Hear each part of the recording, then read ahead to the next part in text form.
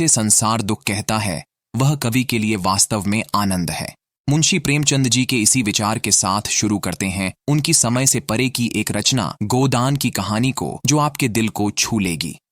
ग्रामीण भारत के मध्य में अमरपुर के विशाल खेतों के बीच होरी नाम का एक व्यक्ति रहता था। वह एक साधारण किसान था जो अपने प्यारे परिवार का भरण पोषण करने के लिए चिलचिलाती धूप में कड़ी मेहनत करता था। लेकिन होरी के लिए गांव में जीवन आसान नहीं था। गरीबी और उत्पीड़न की बेड़ियों से बंधे हुए वह लगातार क्रूर जमींदार साहू महाराज की दया पर निर्भर रहते हुए गुजारा करने के लिए संघर्ष करता रहा। होरी की कहानी एक सपने से शुरू होती है। एक गाय के मालिक होने का सपना। उसके लिए गाय समृद्धि और सुरक्षा का प्रतीक थी, गरीबी और कर्ज के चंगुल से बचने का एक साधन।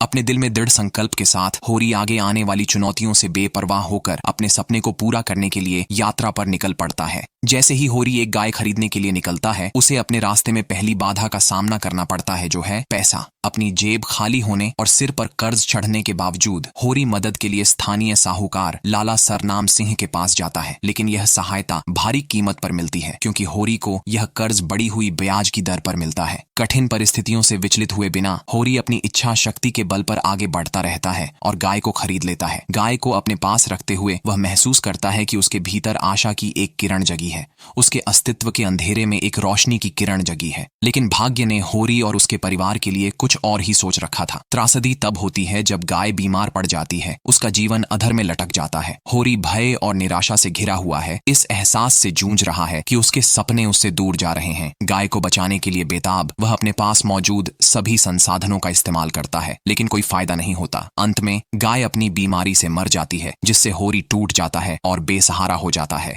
जब होरी अपनी प्यारी गाय को खोने का शोक मना रहा होता है, तो उसे अपनी स्थिति की कठोर वास्तविकताओं का सामना करना पड़ता है। उसके कर्जों का बोझ उस पर शीशे के बोझ की तरह चढ़ जाता है, जिससे उसकी आत्मा कुचले जाने का खतरा पैदा हो जाता है। उसका परिवार शक्ति और मार्गदर्शन के लिए उसकी ओर देखता है, लेकिन अंदर ही अंदर होरी निराशा के सागर में डूब रहा है।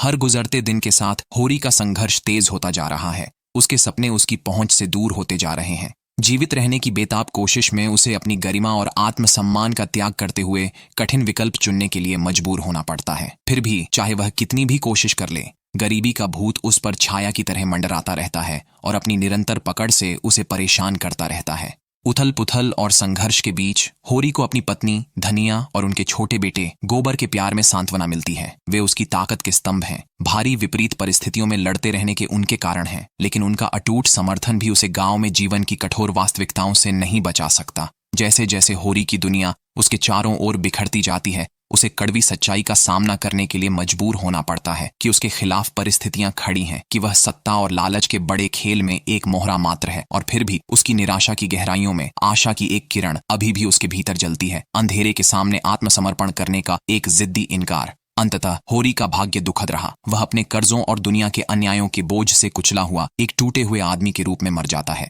फिर भी होरी की यात्रा केवल कठिनाई और पीड़ा की कहानी नहीं है, बल्कि मानवीय भावना के लचीलेपन का एक प्रमाण है। भारी बाधाओं के बावजूद वह हारने से इनकार करता है। इस उम्मीद पर कायम रहता है कि कल एक बेहतर दिन आएगा। उसकी कहानी आशा की स्थायी शक्ति की मार्मिक याद दिलाती है, यहाँ तक कि प्रतीत होने वाली दुर्गम बाधाओं के सामने भी, क्योंकि अंत में यह वह कठिनाइयां नहीं हैं जिनका हम सामना करते हैं जो हमें परिभाषित करती हैं, बल्कि वह शक्ति है जिसके साथ हम उनका सामना करने के लिए उठते हैं। और यदि आपको हमारी ये कोशिश पसंद आई हो तो लाइक करें, कमेंट जरूर करें। धन्यवाद साथियों।